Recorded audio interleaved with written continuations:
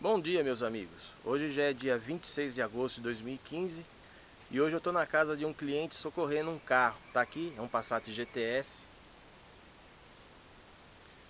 1987. Ele apresentava umas ligações de mangueira errada e ele tem um problema típico que os mecânicos já devem conhecer. Você coloca no ponto, ele não funciona. Isso significa que a arainha do distribuidor já correu, já está virada, e eu tive que acertar ele manualmente. Isto é, com o motor funcionando numa certa aceleração, vira o distribuidor para lá, vira o distribuidor para cá, e conforme a rotação se estabiliza, é porque chegamos próximo ao ponto. Eu notei que ele está com a taxa de compressão um pouco baixa para um motor a álcool.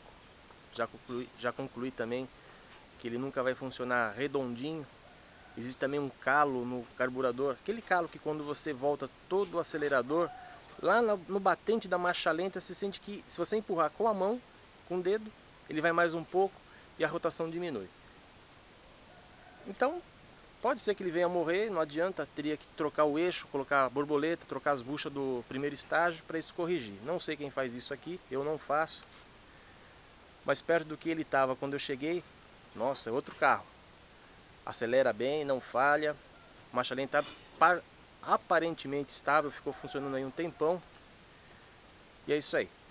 Daqui a pouco nós estamos voltando lá para minha garagem.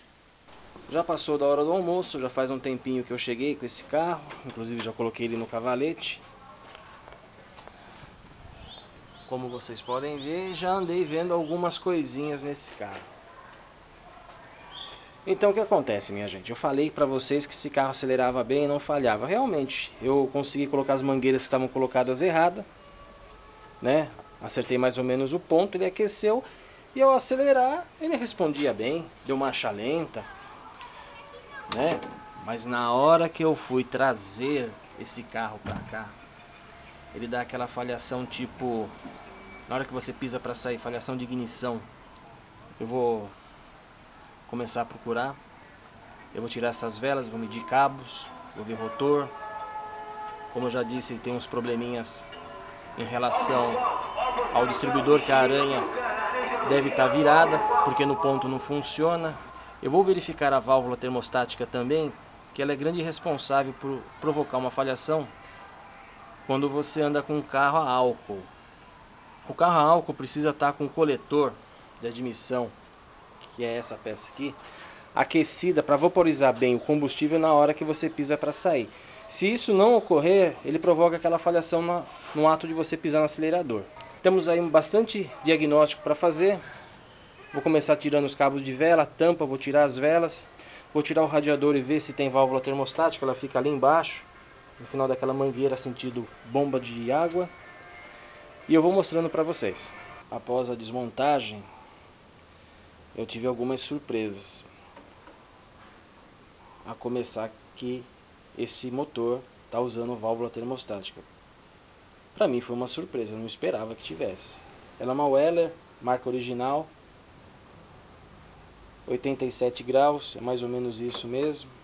Agora tudo me leva a crer que esse motor esteja falhando por vários outros motivos, inclusive baixa compressão do cilindro. Você não sente aquele esforço para girar o motor quando tem aquela compressão boa. Ele gira com muito mais facilidade que giraria um motor com a sua compressão em ordem. Ontem, por exemplo, aquele Chara Picasso que eu fiz para virar um motor, Deus me livre. Você percebia que ele era livre, mas chegava na hora de comprimir e ele fazia voltar a ferramenta ao contrário. Isso aqui não volta. Você gira, gira e o virabrequim fica paradinho. Ele não dá aquela volta como se a compressão estivesse empurrando o pistão de volta, né?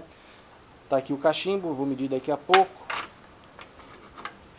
Estão aqui as velas, algumas Bosch e outras NGK. Elas estão com o eletrodo fechado além do normal. Como eu sei que abrir depois de medir, caso todas elas passem. Vazamento.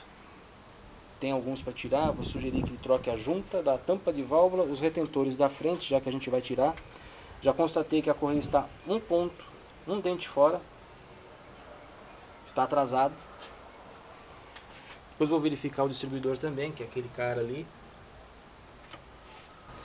Após medir velas e cabos de vela, eu já estava começando a ficar preocupado. Por quê? Deixa eu explicar bem por que eu estava ficando preocupado. As velas, apesar de estarem com os eletrodos, cada um com uma medida de abertura, a falhação que esse carro tem não pode ser provocada por elas. Ok? Estavam com no mínimo 6, tinha uma com 5 e não tinha nenhuma com 8. Todas elas foram calibradas com 8, né? Eu tenho a ferramenta que é essa aqui. Isso aqui é um calibrador de lâmina. E a que eu usei é essa aqui. Acho que não dá para vocês verem. Vamos tentar. Tá aí. 80 centésimos, que dá 8 décimos ou 0,8 milímetros. É a abertura que eu deixei, né? Há quem diga, pô, mas quando a abertura que é isso aqui, não sei se vocês conseguem ver. Vou fazer o seguinte, vou melhorar. Isso aqui é uma abertura. Vamos supor que essa aqui seja aberta demais e essa aqui seja fechada demais. Mas quando está fechada, não fica mais fácil para a faísca saltar, evitando a falhação? Sim, mas o problema é que quando você está fechada demais, a faísca é menor. E talvez uma faísca menor, tímida, não seja suficiente para incendiar completamente a mistura que está sendo comprimida dentro da câmara de combustão, provocando uma falha, né? Mesmo assim, 6 não era suficiente para provocar essa falhação. Outra coisa que me deixou preocupado, como já falei, o fato de ter válvula termostática mostra que o motor não estava trabalhando frio quando andava. Isso é um outro fator, né, que está me deixando com a pulga atrás da orelha, ou estava. Cabos de velas foram medidos, sem tirar da tampa, eles foram medidos a partir do encaixe deles aqui dentro na tampa, até a ponta. Nenhum deles passa de 5,5, isso é muito bom. Porém, temos uma esperança. O rotor está interrompido. Não passa nada. Isso aqui provoca uma queda de tensão muito grande aqui. E o pouco que passa talvez não seja suficiente para fazer saltar a centelha como deve. Ela deve chegar com uma corrente muito fraca na ponta do gap. Ah, para quem não sabe, gap é essa abertura da vela, tá? Entre o eletrodo e o catodo. Tem um ponto fora, ele está atrasado, mas isso não influencia em falhação. Isso aqui faz o carro ficar fraco. Aliás, ter menos potência do que deveria. A falhação de saída não pode ser provocada pelo carburador porque ele ejeta muito bem, eu já acabei de verificar. Vou esperar o cliente chegar, enquanto isso eu vou desmontar o resto da correia para ver de onde vem esse vazamento. Ele não pode vir só aqui de cima. Aqui na árvore intermediária que aciona o distribuidor, tem um retentor que ele costuma saltar para fora. São 3 retentores iguais. E só ali parece que ele salta para fora. Isso já é experiência de ter visto vários. Eu agora vou tirar para ver, né? O vazamento é grande. Lá embaixo tem um coxinho de câmbio quebrado. E uma particularidade muito interessante dessa suspensão é que as buchas da bandeja são de poliuretano, não tem folga nenhuma. Porém, as buchas de sustentação do quadro, que é isso aqui, o agregado que faz uma volta, tipo uma ferradura em volta do quadro, e o motor se apoia em cima, praticamente não existe. Terminei de retirar a capa de proteção da correia. Pelo menos desta vez, infelizmente vocês não vão poder ver daí, o retentor da árvore intermediária não saiu para fora.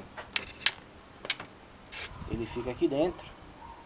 Geralmente quando ele é ajeitado para fora, ele fica encostando na polia. Ele está no seu devido lugar.